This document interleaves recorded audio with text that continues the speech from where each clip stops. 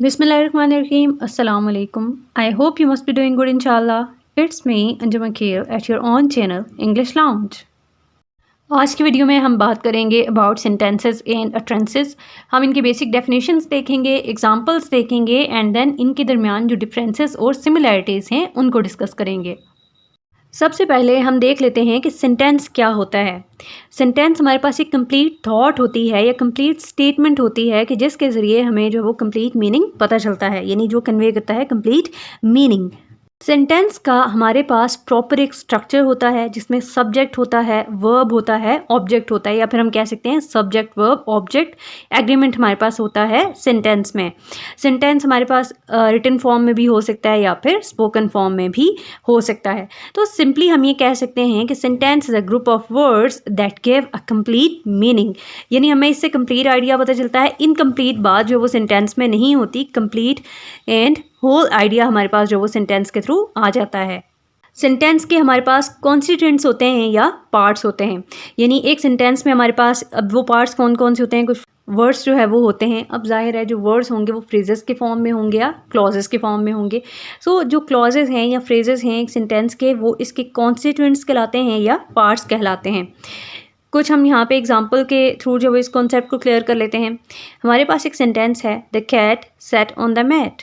अब देखें, इसको मैंने 2 कलर्स में कर लिया। अब जो द कैट है ये हमारे पास नाउन फ्रेज आ गया, सेट ऑन द मैट ये हमारे पास वर्ब फ्रेज आ गया। अब अगेन देखें, नाउन फ्रेज को हमने अलग कर लिया, वर्ब फ्रेज को हम अगेन जो इसमें देखते हैं इसमें मजीद पार्ट्स कौन से हैं। Sat on the mat, sat तो हमारे पास आ गया वर्ब, ये निकल गया।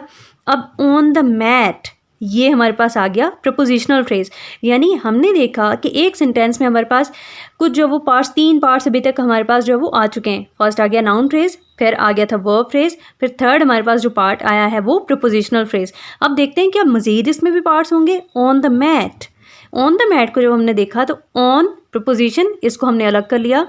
द मैट, द मैट हमारे पास अगेन जो है वो एक पार्ट आ गया, वो है नाउन फ्रेज। इसके हम ज़्यादा डिटेल में नहीं जाते। अगर आपने फ्रेजेस की या सिंटैक्स की जो स्ट्रक्चर ऑफ सेंटेंस पे बनी है हमारी वीडियो, अगर आप वो देखना चाहते हैं तो डिस्क्रिप्शन बॉक्स में आपको लिंक मिल जाएगा, आप उससे ये कॉन्सेप्ट भी क्लियर कर सकते हैं। सो हमने देखा कि एक सेंटेंस में डिफरेंट पार्ट्स होते हैं, डिफरेंट कॉन्स्टिट्यूएंट्स होते हैं। नेक्स्ट हमारे पास आ जाता है अटरेंस। अब हम देख लेते हैं that what is utterance. In utterance is the smallest unit of speech.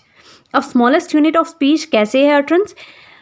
कोई भी क्लॉज हो गया, कोई भी सिंगल वर्ड हो गया या इवन पॉज हो गया, ठीक है, इसको हम कहेंगे ये अटरेंस है। यानी कोई सा भी वर्ड जो आप बोलते हैं, कुछ भी आपने कुछ भी बोल दिया, चाहे वो मीनिंगफुल है या चाहे वो मीनिंगफुल नहीं है, वो अटरेंस कहलाएगा। लेकिन एक बात याद रखिएगा, इसमें हमारे पास मीनिंगफुल स्टेटमेंट्स भी आती हैं। ऐसा नहीं है कि हम मीनिंगफुल स्टेटमेंट को कहेंगे कि ये सेंटेंस है, ये अटरेंस नहीं है।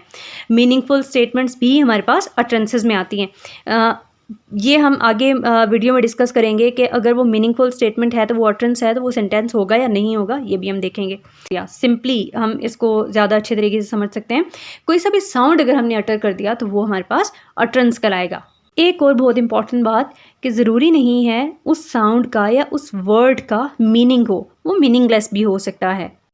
अब यहाँ पे एक डिफरेंस आ जाता है अटरेंस और सेंटेंस के दरमियान, वो ये कि जैसे सेंटेंसेस हैं वो हमारे पास बहुत जो वो ऑरल रिटन फॉर्म दोनों में पाए जाते हैं, लेकिन अटरेंसेस ओनली एग्जिस्ट करती हैं इन ऑरल फॉर्म। अटरेंसेस के भी हमारे पास बहुत सारे फीचर्स आ जाते हैं, यानी जो फेशियल एक्सप्रेशंस हैं, जेस्चर्स हैं, स्ट्रेस, इंटोनेशन या टोन हो गए वॉइस की, या पॉजेस हो गए, ये सब के सब जो है वो अटरेंसेस में शामिल होते हैं। अब यहाँ पे हम कुछ एग्जांपल्स देख लेते हैं। देखें, ये जैसे मेरे पास एक स्टेटमेंट है, what I know don't mind. अब इससे हमें जो है वो कुछ मीनिंगफुल यानी स्टेटमेंट हमें नहीं लग रही, या इससे कुछ हमें जो वो आइडिया कन्वे नहीं हो रहा, लेकिन ये क्या है, ये अटरेंस है।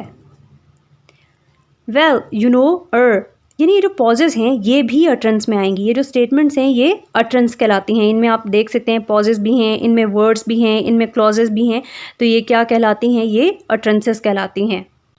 Similarities between sentence and utterance. अब सिमिलैरिटी सेंटेंस और अटरेंस में क्या है कि इन दोनों का काम है कि मैसेज को कन्वे करना रीडर या लिसनर को।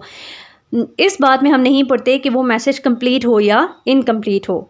डिफरेंस क्या आ जाता है सेंटेंस एंड अटरेंस के दरमियान? सेंटेंस कन्वेज कंप्लीट मीनिंग जैसा कि हमने पहले डिस्कस किया, ईदर स्पोकन और रिटन, कि सेंटेंस जो वो रिटन में हो, स्पोकन में हो, वो कंप्लीट मीनिंग जो वो अपना कन्वे करेगा। लेकिन जो अटरेंसेस हैं usually does not necessarily convey a complete message. यानी समटाइम्स मैंने जैसे हमने पहले भी डिस्कस किया कि कोई सा भी साउंड है, कोई मीनिंगलेस भी वर्ड है, कोई साउंड है, कोई सी भी बात, तो वो भी अटरेंस में कहलाएगी। तो ज़रूरी नहीं है कि कंप्लीट मैसेज जो वो अटरेंस के थ्रू कन्वे हो। सो जेस्ट ऑफ द कॉन्सेप्ट क्या है? जेस्ट ऑफ द कॉन्सेप्ट ये है कि हर सेंटेंस अटरेंस हो सकता है, लेकिन हर अटरेंस को हम सेंटेंस नहीं कह सकते। ये बहुत इंपॉर्टेंट बात है। अगर आपको ये चीज़ समझ आ गई है तो इट मीन्स कि आपको पता है what is utterance and what is sentence. So this was a short concept of sentence and utterance. अगर आपको वीडियो अच्छी लगी है तो वीडियो को लाइक करना और अपने फ्रेंड्स के साथ शेयर करना ना भूलिएगा। Thank you so much. अल्लाह हाफिज़।